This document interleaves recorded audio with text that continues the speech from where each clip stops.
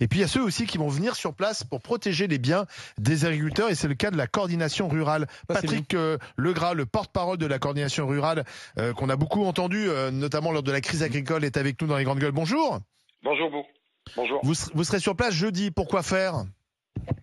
Aujourd'hui, on est dans un pays normalement de droit. Il faut savoir que ce qui va être cassé ou ce qui est montré du droit, il y a eu des règles, il y a eu des autorisations. Donc on ne comprend pas d'ailleurs aujourd'hui qu'on laisse même implanter des gens qui viennent de toute l'Europe, puisque suivant nos informations, ils sont entre 6 et 10 000.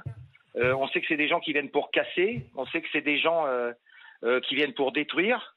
On comprend pas déjà pourquoi on laisse faire.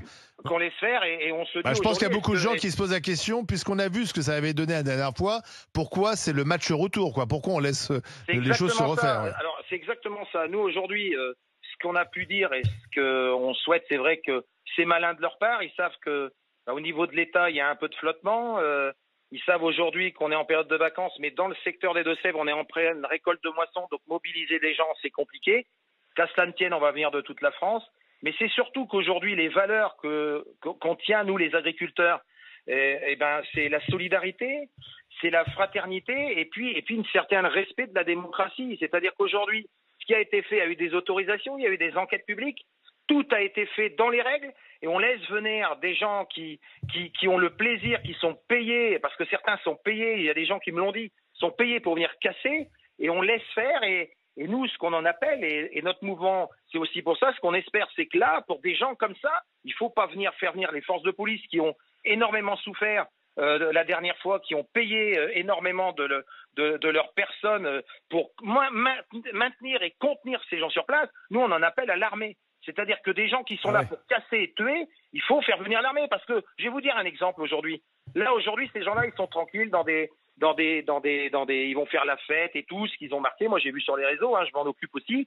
Aujourd'hui, ils vont mettre le feu comme ils ont mis sur un véhicule de police. Le véhicule de police, c'est tout le monde qui paye. Mais celui qui va perdre son tracteur, sa grange, ses fermes, peut-être même ses récoltes, parce qu'aujourd'hui, s'il fait, comme c'est annoncé, 28-29 degrés, si on met le feu aux récoltes, on va avoir des feux, on va avoir des incendies. Mais ils sont où, là, les responsables de l'environnement et de l'écologie? Ils sont où?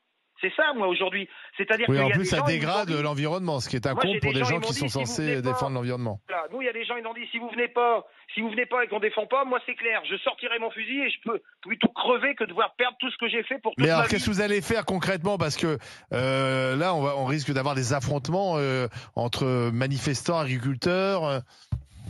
Aujourd'hui, comme j'ai pu le dire sur les autres interventions, je vais pas dire ce qu'on va faire. La seule chose qu'on va faire, ce qui est certain, c'est que de toute façon, les forces de l'ordre aujourd'hui, nous, on sera sur le terrain, c'est-à-dire que moi, tous les agriculteurs, les groupes, les éléments, nous, on peut aider à ce niveau-là les forces de l'ordre à bien. Mais aider, ça veut dire quoi? Voilà. C'est-à-dire qu'on va les informer, parce qu'aujourd'hui, pour informer, ou si on a des gens qui nous disent on est mal pris à tel ou tel endroit, le temps que ça arrive, nous, le but, c'est de regrouper ces informations pour sauver le maximum de biens agricoles dans la région. Ça, c'est le premier point. Et évidemment, le maximum de vie.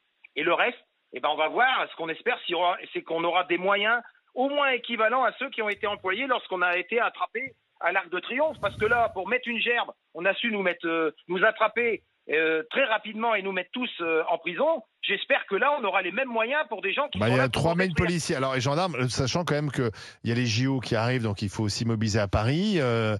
C'est compliqué. Il faut, pour nous, la coordination rurale, s'il n'y a pas l'armée, il y aura des morts. Retenez ce que je vous dis aujourd'hui, j'espère que j'aurai tort. S'il n'y a pas l'armée qui vient, il y aura des morts. Bruno, est-ce que l'armée pourrait être mobilisée ? Oui, alors en même temps, ça fait peur aux politiques. Vous mobilisez l'armée, on va considérer dans le monde entier qu'il y a l'État. Au moins ceux qui viennent. Non, mais je suis d'accord avec vous, rassurez-vous. Ceux qui viennent d'Espagne, qui viennent d'Autriche, qui viennent d'Italie, qui viennent d'Allemagne, ils ne reviendront pas. Voilà. Patrick, je suis tout à fait d'accord avec vous et bravo de soutenir les policiers et de les aider peut-être à faire le tampon, même à un moment donné, face à ces antifas. Mais effectivement, mettre l'armée, c'est une réponse. Moi, je le dis même sur les quartiers, donc pour dire que j'ai pas de problème là-dessus. Le seul truc, c'est en termes d'image. Évidemment, le politique a peur de faire intervenir l'armée. Les policiers sont là pour contenir des gens. Ils ne sont pas là pour se défendre contre des gens qui ont décidé de bouffer du policier ou bouffer du flic. C'est clair. On a des gens en face qui sont là pour se faire des gens pour l'affrontement. Voilà. Oui, parce que c'est ça qui est important à comprendre. C'est que ces Black Blocs n'en ont strictement rien à cirer de l'écologie. Ils viennent de toute l'Europe. Ils veulent tuer du policier. C'est même pas juste taper du policier. Ils veulent tuer du flic. Quand tu lances un cocktail Molotov sur un fourgon de gendarmerie... on n'a pas affaire à des écologistes, de la même façon que quand ils manifestaient pour les retraites, ils s'en foutent de la retraite. La Palestine, ils s'en foutent de la Palestine. Leur objectif, c'est de fracasser et, si possible, tuer un policier. Ce sont des délinquants. Donc, là, les bras t'en tombent, parce que moi, le côté, ils viennent d'Espagne, ils viennent d'Allemagne, ils viennent d'Autriche. Donc on les laisse arriver. Ils sont très organisés. Je veux bien qu'il n'y a pas de frontières. Non, mais je peux vous assurer que c'est vrai. On est capable de nous dire, ils sont fichés, ils sont tous fichés. Quand il y a eu le Covid,